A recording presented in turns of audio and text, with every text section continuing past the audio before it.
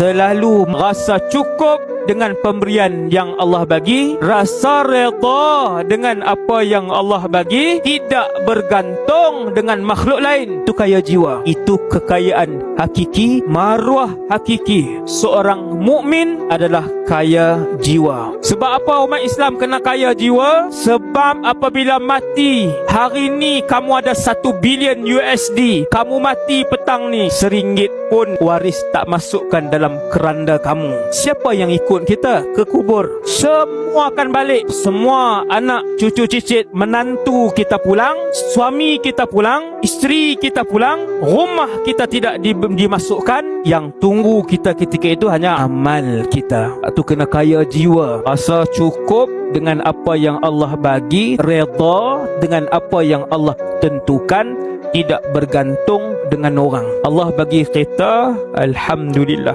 Tengok kita orang, alhamdulillah, itu rezeki dia. Dia tidak lebih mulia daripada aku sebab dia pakai kereta mahal. Tidak. Dia tidak lebih mulia daripada aku sebab pangkatnya besar. Tidak. Dia tidak lebih mulia daripada aku, daripada kita kerana kemasyhurannya. Tidak.